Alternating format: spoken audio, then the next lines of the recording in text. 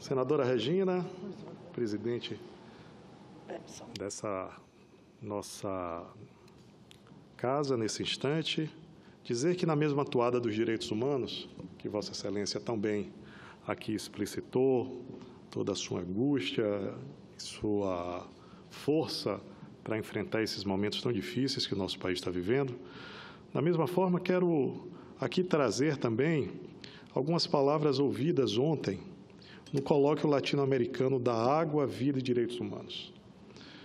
E quero aproveitar nesse instante parabenizar a Procuradoria-Geral da República, a PGR, através da presidente Raquel Dodge, que fez um trabalho belíssimo junto com o vice-procurador-geral da República, o doutor Luciano Maia, quando organizou esse colóquio latino-americano em que fez um encontro de parlamentares, e aqui quero saudar o senador Jorge Viana e o senador Cristóvão Buarque, que estavam lá também presentes, como eu estive, promotores, juízes, especialistas, na luta para fazer com que a água seja um direito humano reconhecido aqui no nosso Brasil e no nosso país.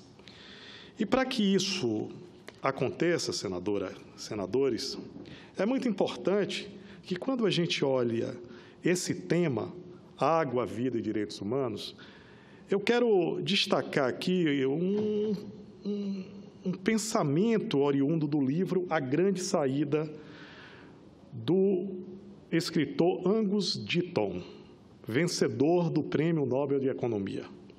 Ele faz uma relação, senadores, sobre a saúde, a riqueza e a origem da desigualdade.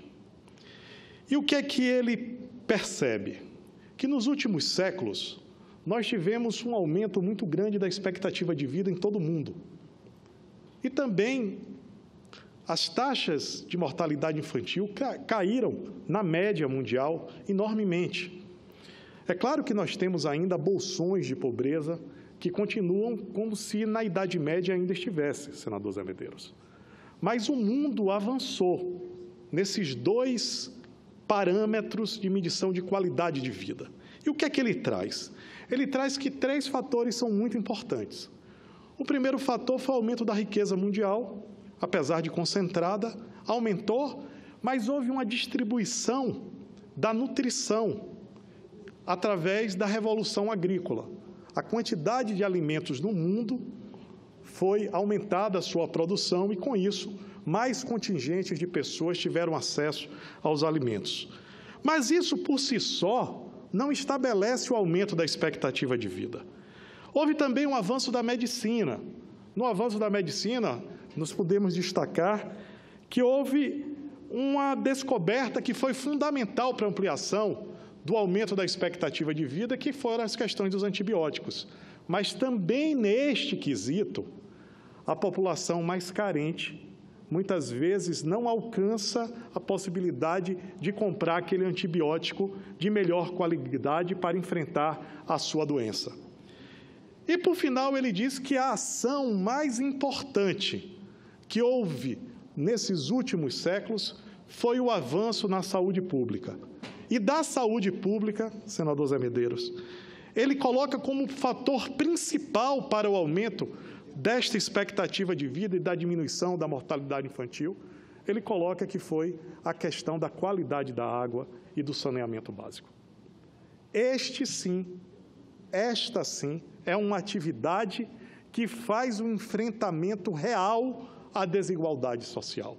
E é por isso que nós estamos hoje aqui comemorando a possibilidade do Brasil e Brasília ser a capital das águas do mundo.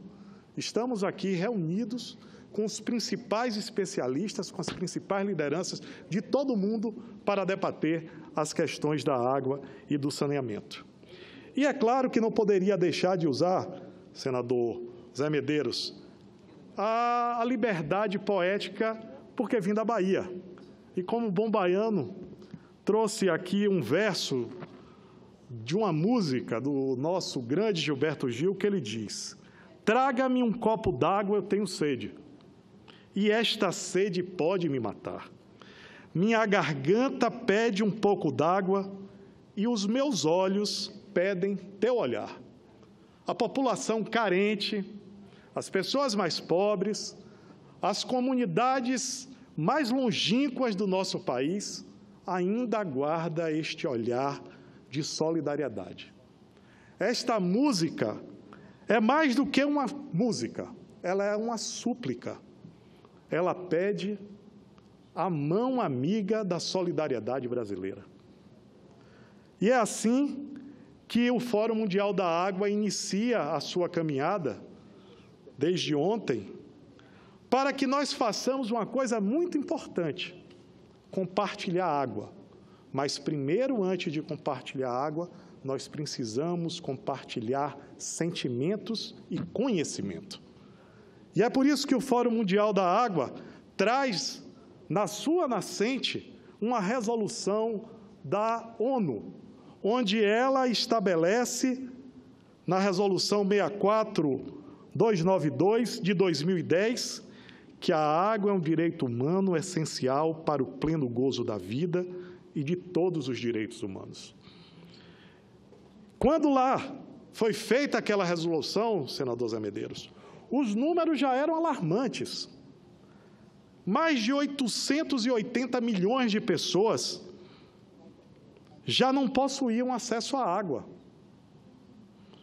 Dos 6 bilhões e meio de população naquela época, 2,6 bilhões de pessoas no mundo não tinham acesso ao saneamento básico. E como será o futuro?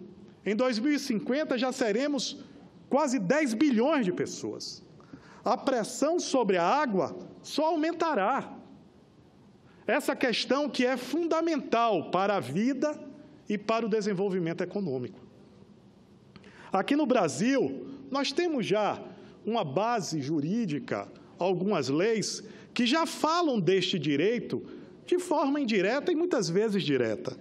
Nós temos a Lei da Política de Meio Ambiente, temos a Lei de Recursos Hídricos, a 9.433, a de Meio Ambiente, a 6938, a de Recursos Hídricos, que trata a água como um bem de domínio público, e a Lei 11.445, de 2007, que tem a universalização do saneamento como a principal meta da sociedade brasileira. Mas como é que nós estamos em relação a essa questão de água e esgoto no nosso país? O nosso país, senador Zé Medeiros, vive um paradoxo. O mundo todo fica assustado. Nós temos 12% da água doce do mundo e já estamos sofrendo restrições hídricas, estresse hídrico, crise hídrica, não só lá no nosso Nordeste, mas nós estamos sentindo e percebendo isso nos grandes centros urbanos do nosso país. Aqui em Brasília, em São Paulo, em diversos locais do mundo, na Califórnia, na Cidade do Cabo, na África do Sul. A seca avança sobre as grandes cidades do mundo. E o que é pior, um paradoxo, porque nesses locais, geralmente essas grandes cidades, por terem iniciado a sua vida próxima aos rios ou ao mar, elas estão nos litorais, é onde você tem os maiores índices pluviométricos. Mas estas cidades vivem paradoxos, de momentos de seca e, muitas vezes, as famílias recebendo grandes inundações nas suas casas. Esse é um paradoxo que nós vamos ter que enfrentar aqui no Brasil. Aqui no Brasil, 12 milhões de pessoas não têm água encanada nem tratada. 12 milhões de pessoas. Não é simplesmente uma estatística. 64 milhões de pessoas recebem água de forma precária. No esgoto, é muito pior. A cada 2 brasileiros, um tem o seu esgoto coletado. Ou seja, 100 milhões de brasileiros não têm esgoto coletado nas suas casas. E a cada 3 brasileiros, senadora Regina, apenas um tem o seu esgoto tratado. Este modelo que nós vivemos hoje é um modelo que faliu. Agora, faliu por quê? Porque ele é um modelo que cria um apartheid social. Será que são, nesses grandes centros, os bairros mais ricos, que não têm esgoto? Não é verdade. Na grande maioria dos grandes centros, o esgoto nos bairros ricos existem. Muitas vezes não tem tratamento, tem apenas a coleta.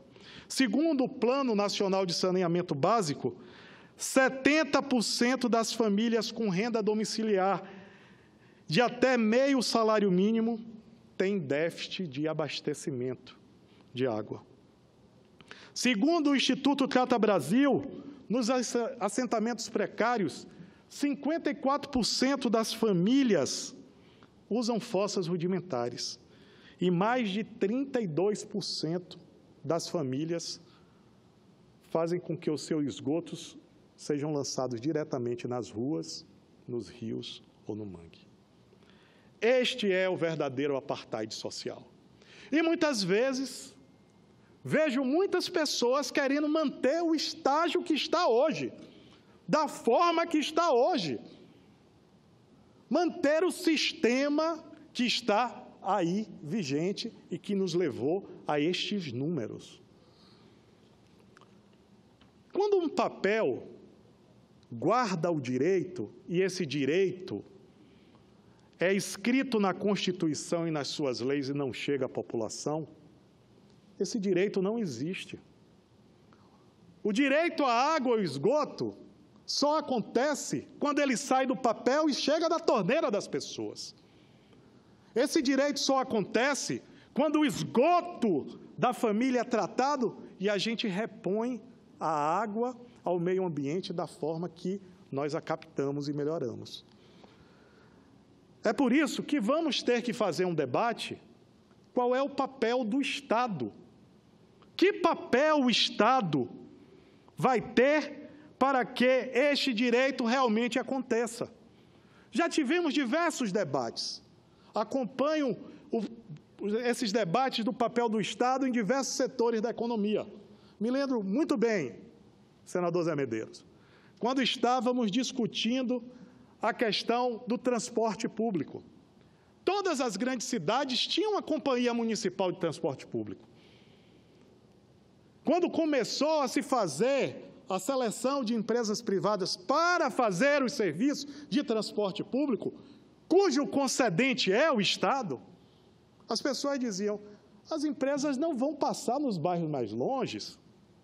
Pessoas que queriam que as empresas municipais coexistissem, mesmo tendo serviços de baixa qualidade. E avançamos. Hoje as pessoas pegam ônibus, criticam ou elogiam, mas não perguntam a quem pertence o ônibus. O mais importante é se o serviço está sendo bem feito ou não está sendo bem feito. A mesma coisa tivemos um debate na questão da coleta do lixo. Quantas empresas públicas municipais existiam na coleta do lixo? Dezenas e dezenas. Tivemos o debate. Hoje, os carros de lixo passam na rua e ninguém quer saber se pertence à empresa privada ou se pertence à empresa pública. Quer saber se o serviço é bem feito ou se é mal feito. A mesma coisa foi a telefonia, que hoje é um bem essencial para a vida das pessoas. É claro que quando você pega a qualidade dos serviços no Brasil, ainda tem que melhorar e muito temos que melhorar na qualidade do serviço. Mas chegamos a quase universalização. Me lembro muito bem, quando a gente foi discutir essa temática dentro dos processos políticos, quantos diziam: quem é que vai colocar orelhão lá no distrito da cidade do interior? E aí foi colocado nos contratos. Hoje o orelhão é algo do passado. Poucas regiões ainda sobrevivem com orelhão. Grande parte dos brasileiros, a maior parte dos brasileiros, tem acesso às telecomunicações através do seu celular. Podemos avançar em diversos outros setores. Diversos setores já caminharam nesse debate. O setor de água não consegue fazer esse debate. Que papel o Estado vai ter, o Estado brasileiro? Planejar? Sim. Esse é o papel fundamental. Esse é o papel que o Estado tem que fazer e que o Senado precisa cobrar do Executivo. O que é que nós podemos dizer em relação ao planejamento de água e esgoto? Precisamos quebrar um paradigma que é muito claro. Setor de água e de esgoto, senador Zé Medeiros, não é um setor de construção de obras, é de serviço. Talvez esse seja a maior quebra de paradigma que nós vamos ter que fazer no Estado brasileiro. Não adianta você colocar bilhões e bilhões de reais em obras que quando termina, e se termina, elas não têm como ser operadas. Quantas obras, quantos esqueletos de obras se encontram nesse Brasil? Obras que começaram e não terminaram. Obras que não saíram do papel. Obras que começaram, terminaram, mas não estão em operação. Por quê? Porque o sistema de água e esgoto não é obra, é serviço. E como serviço, quem opera tem que estar na hora e no momento da sua construção. Temos também uma outra questão que debater. Toda a nossa base, senador Zé Medeiros, do Sistema Nacional de Informação de Saneamento, é feita pelo Ministério das Cidades, mas é feita de forma voluntária pelos municípios. Ou seja, uns fazem, outros não fazem. Você não tem a checagem da qualidade daquela informação. Ou seja, toda a base do planejamento do Estado brasileiro, que é feito pelo IGNIS, ele é contaminado porque você não tem uma obrigatoriedade da informação e, por outro lado, você não tem uma auditoria sobre os números. É isso que o Estado precisa fazer. É isso que o Estado precisa colocar transparentemente para que o debate seja feito no Brasil. Precisamos avançar no setor de água e esgoto, como avançamos na matriz da produção energética. Me lembro muito bem, um grande debate que esse Brasil teve, quando foi colocar as primeiras centrais de produção de energia através do óleo combustível. Termoelétrica não poderia fazer.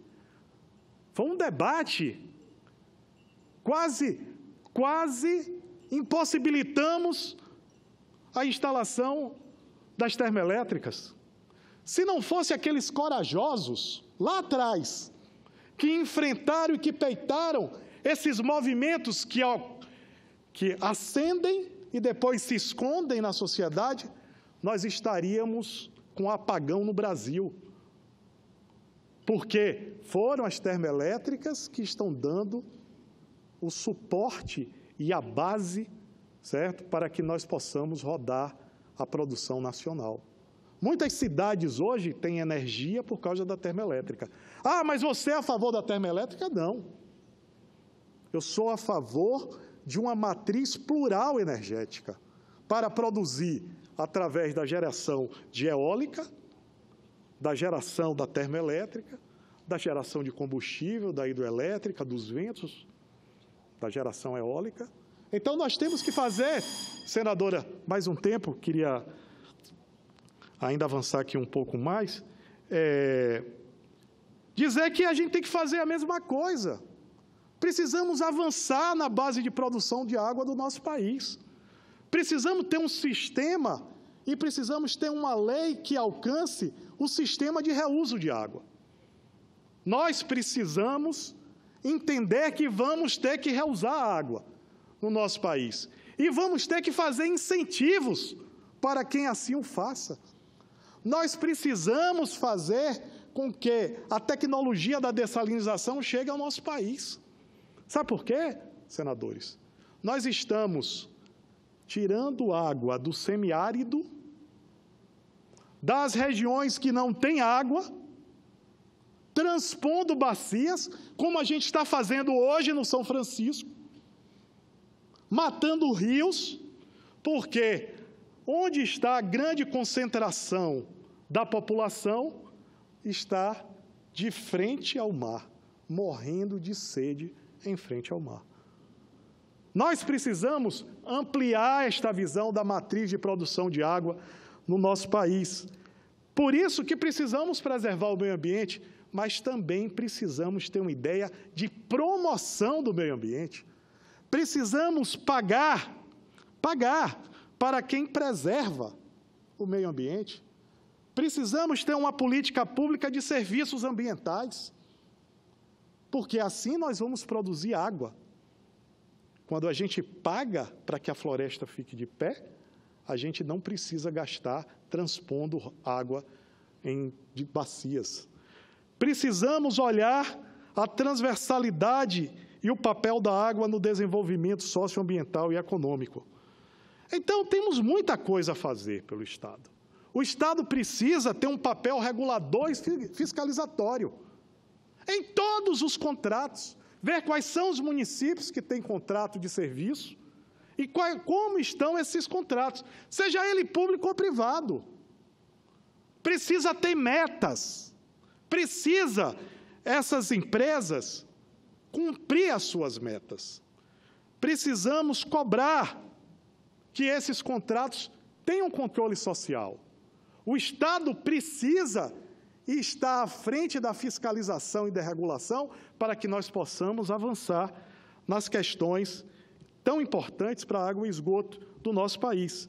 Mas precisamos mais do que isso, que a tarifa seja justa, que a tarifa possa pagar os seus investimentos, cumprir a manutenção de todo o sistema, fazer a operação e olhar para o futuro. Não existe tarifa justa, senador Zé Medeiros, onde a população hoje tem água e ela não consegue guardar água para o seu futuro, para as futuras gerações. Isso não é uma tarifa sustentável, isto não é uma tarifa justa. E, para finalizar, nesta questão de regulação e fiscalização, precisa o Estado proteger as pessoas que não podem pagar. A tarifa social é feita para isso. E se a pessoa não tem condições de enfrentar os custos individuais ou familiares da tarifa social, nós precisamos pensar neste país a questão de subsídios diretos. Fazemos subsídios para muitas coisas. Por que não fazer subsídio direto para quem não tem condições de pagar a tarifa de água e esgoto? O Estado precisa, e principalmente os prefeitos, precisam entender que a água e esgoto é um ativo. É um ativo para diminuir as desigualdades sociais. Precisamos, de vez, acabar com que outorgas pagas sejam usadas para fora do sistema de água, como se tentou na privatização da SEDAI, que era recursos para cobrir rombo de pessoal, para cobrir rombo, da falta de gestão do governo do Estado, para cumprir rombo de desgoverno. Então, nós precisamos que o recorte, que os recursos advindos do saneamento permaneça no saneamento. Precisamos fazer com que o Estado entenda que ele pode fazer diretamente o serviço. Mas precisamos também sair um pouco desse debate maniqueísta. No setor de saneamento não existe privatização. Não existe.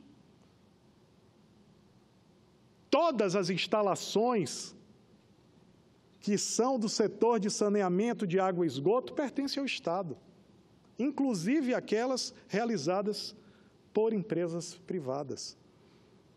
Então, é um desserviço quando as pessoas querem confundir o poder concedente do município com a privatização.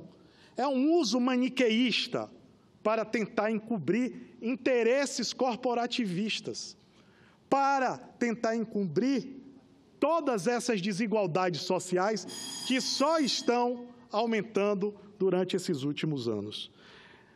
É claro, senadores, que nós temos questões muito grandes ainda a debater sobre esse fato. Mas quero aqui destacar que o Fórum de Água, o Fórum Mundial da Água, é esse local para que nós possamos devidamente criar laços, criar ambiência, possibilidade de um diálogo que não seja só local, senadora Regina, para que os países se encontrem, já que temos aí rios que ultrapassam países, rios que ultrapassam estados, rios que ultrapassam municípios. O saneamento básico dos setores de infraestrutura é, sem sombra de dúvida, o que deveria ter maior carinho por todos que trabalham nesses setores. O setor de infraestrutura é o que mais traduz a palavra desenvolvimento sustentável. Ele é social, porque a água é fundamental para matar a sede. Ele é ambiental, porque faz a água voltar ao seu estado natural, o seu estado primário, para que possa ser devolvida à sociedade. E ela tem uma dimensão também energética, não só na questão da produção da energia através da água, mas também da transformação do lixo, se a gente for também ter um olhar mais amplo. Eu quero finalizar, senador Zé Medeiros, o senhor que gosta muito de histórias, né? Eu tive, já para finalizando, contar essa história para o senhor e a senadora Regina. Eu estava almoçando lá em Salvador e, no almoço, terminado o almoço, começou a chover e o meu carro estava um pouco longe e eu estava sem guarda-chuva. E aí o garçom se aproximou e eu, muito com pressa de sair, mas não tinha como sair pela quantidade de água que estava descendo, né, muita chuva. Ele disse, tudo bom? E começamos a conversar, e ele disse, poxa, que coisa bonita essa chuva, né? Eu disse, muito bonita. Aí ele disse, poxa, fico imaginando lá na minha cidade de Pirá, se essa chuva estivesse lá. E Pirá é a cidade do cantor Tom Zé, lá no interior da Bahia. Eu disse, eu fico pensando a alegria que fosse se chegasse lá essa chuva. Eu aí parei, né? Porque era um contraponto à minha vontade de ir e a chuva estava, naquele momento, me atrapalhando. E aí eu tive que parar, senadora Regina, para ouvi-lo, né? Aí eu disse, poxa, como é que está Ipirá? Ele disse, está bem, a gente tem uma terrinha lá. Eu disse, meu pai tinha uma terrinha lá. Eu disse, vendeu? Eu disse, não, meu pai faleceu. Quem toma conta lá da nossa rocinha lá é minha mãe e meu pai, um homem de visão. O que ele disse, senador Zé Medeiros? Vendeu lá uns bodinhos, umas cabrinhas que tinha e fez uma cisterna. Fez uma cisterna grande lá, cisterna de 30 mil litros. Disse, é mesmo? É sua mãe que toma conta lá? É, minha mãe toma conta lá. Inclusive, doutor, semana passada eu estive lá, e ela chegou para mim e disse assim, deixa eu lhe apresentar meu namorado. Aí eu vi aquele rapaz, mais novo que eu, querendo namorar com minha mãe. Quando ele saiu, eu disse a ela, minha mãe, tome cuidado. Ele não quer a senhora, não, ele está de olho na nossa cisterna. Ou seja, isso parece uma brincadeira. Uma cisterna tem um significado, uma significância, que é o significado com importância, para as pessoas da nossa região, que é um patrimônio familiar. É um patrimônio. Talvez valha mais do que a própria casa, do que a produção que ele tem. A cisterna é para ele o patrimônio que o pai legou. Eu quero terminar isso aqui para que a gente entenda que, muitas vezes, a luta ela precisa existir, mas ela tem que ser baseada em fatos, em realidades. Claro que todos nós temos uma visão de mundo, mas a gente tem que ter muito cuidado se a nossa visão de mundo não vai prejudicar as gerações futuras. E a água e o saneamento precisa ser avaliado com esta visão de médio e de longo prazo. Então, queria agradecer à senadora Regina pela oportunidade, pela paciência, aos senadores aqui, ao senador Zé Medeiros, mas dizer que o futuro do Brasil passa pela capacidade que ele tem de fazer a gestão perfeita do seu maior recurso natural, que são as suas florestas e os seus rios. Muito obrigado.